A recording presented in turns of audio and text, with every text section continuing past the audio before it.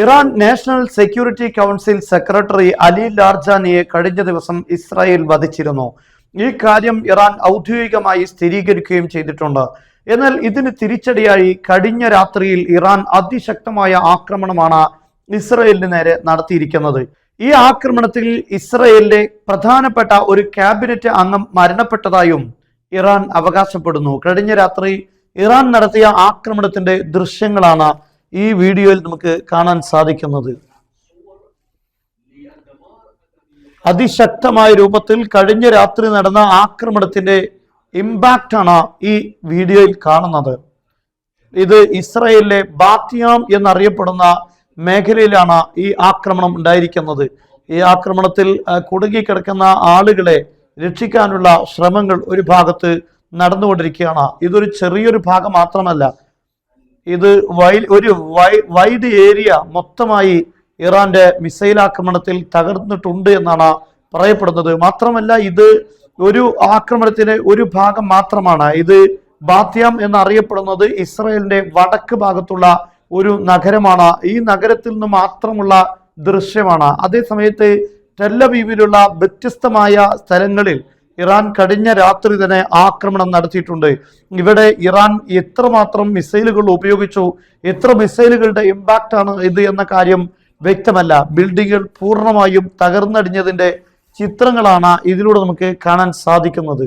എന്നാൽ കഴിഞ്ഞ ദിവസം ഇസ്രായേൽ വധിച്ച ലാർജാനെ അദ്ദേഹത്തിന്റെ മകളുടെ വീട്ടിലായിരുന്നു എന്നാണ് റിപ്പോർട്ടുകൾ വരുന്നത്. അദ്ദേഹത്തെ വധിക്കാൻ ഇസ്രായേൽ ലക്ഷ്യമിട്ടിട്ടുണ്ട് എന്നറിഞ്ഞിട്ട് പോലും എന്തുകൊണ്ടാണ് ഇത്രയും ശ്രദ്ധയില്ലാത്ത സന്ദർശനങ്ങൾ നടത്തിയത് എന്നത് മറ്റൊരു പ്രധാനപ്പെട്ട ചോദ്യമാണ്. ബങ്കറുകളോ അല്ലെങ്കിൽ പ്രധാനമായ സുരക്ഷാ മേഖലയോട് തുളച്ചു കയറിയല്ല ലാർജാനിയെ ഇസ്രായേൽ കൊലപ്പെടുത്തിയിരിക്കുന്നത്. എന്നാൽ ഇപ്പോൾ ഇസ്രായേലും ഇറാനും നടക്കുന്ന യുദ്ധം നേതൃത്വത്തെ വധിക്കുന്ന രീതിയിലാണ്. ഇസ്രായേൽ ഇറാന്റെ പരമോന്നത നേതാവിനെ വധിക്കുമ്പോൾ ഇസ്രായേലിന്റെ പ്രധാനമന്ത്രി ബെഞ്ചമിൻ നെതന്യാഹുവിനെ വധിക്കുന്നു എന്നതാണ് ഇവിടുത്തെ പ്രധാനപ്പെട്ട കാര്യം. ഇതുവരെയും ബെഞ്ചമിൻ നെതന്യാഹുവിനെ കുറിച്ച് കഴിഞ്ഞ മാർച്ച് 9 ശേഷം ഒരു വിവരവുമില്ല. മാത്രമല്ല, അദ്ദേഹത്തിൽ നിന്ന് വരുന്ന പോസ്റ്റുകളെല്ലാം എല്ലാം വ്യാജമാണ് എന്നത് ലോകം ഇപ്പോൾ മനസ്സിലാക്കി കഴിഞ്ഞു. കഴിഞ്ഞ ദിവസം പുറത്തുവിട്ട അദ്ദേഹം മൊസാദ് നേതൃത്വത്തോടൊപ്പം നിന്നുകൊണ്ട് ഇറാനെതിരെ സംസാരിക്കുന്ന വീഡിയോയും വ്യാജമാണ് എന്ന് തെളിഞ്ഞിരിക്കുകയാണ്. വ്യാജമെന്ന് പറഞ്ഞാൽ കഴിഞ്ഞ 2024 സംസാരിക്കുന്ന വീഡിയോ ആണ് ഇപ്പോൾ പുറത്തുവിട്ടിരിക്കുന്നത്. യഥാർത്ഥത്തിൽ ഇതെല്ലാം സൂചിപ്പിക്കുന്നത് എന്തെല്ലാം ദുരൂഹതകൾ അവിടെ സംഭവിച്ചിട്ടുണ്ട് എന്നാണ്. മാത്രമല്ല, ബിൻ ഗഫീർ എന്നറിയപ്പെടുന്ന ഏറ്റവും വലിയ വലതുപക്ഷ തീവ്രവാദി എന്ന് വിളിക്കപ്പെടുന്ന അദ്ദേഹത്തെയും ഏകദേശം ഒരാഴ്ചയായി ക്യാബിനറ്റുകളിലൊന്നും കാണുന്നില്ല എന്നത് ഇസ്രായേലിലെ ആളുകൾക്കിടയിൽ തന്നെ പ്രചരിച്ചുകൊണ്ടിരിക്കുന്ന ഒരു സത്യമാണ്.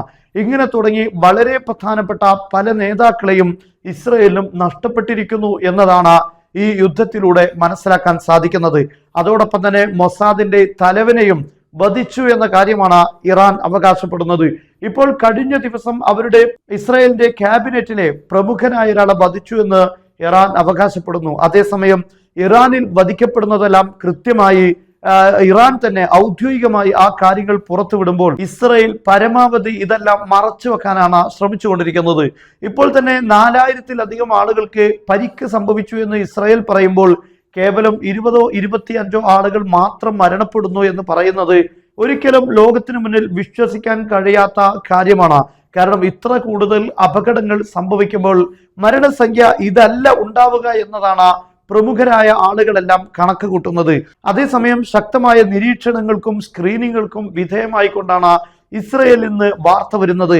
എന്നാൽ ഇറാന്റെ national security council secretary Ali Larijani മരണപ്പെട്ടതിന് മണിക്കൂറുകൾക്ക് ശേഷം അദ്ദേഹത്തിന്റെ പേജിൽ നിന്ന് വരുന്നത് ലഹഖ അബ്ദു മിൻ ഇബാദില്ലാഹി ബി റബ്ബിഹി ഷഹീദ എന്ന് പറയുന്ന ഒരു കമന്റ് ആണ്.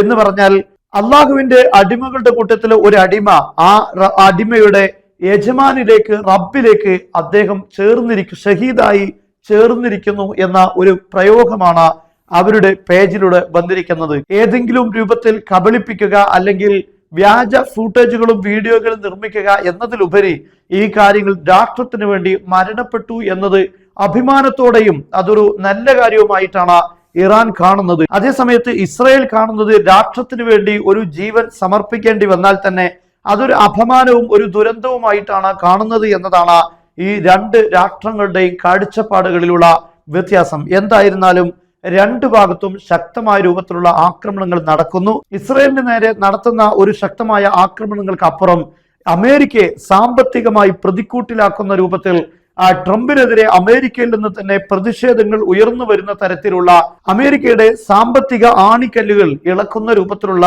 നീക്കമാണ് മറ്റൊരു ഭാഗത്ത് ഇറാൻ നടത്തിക്കൊണ്ടിരിക്കുന്നത്.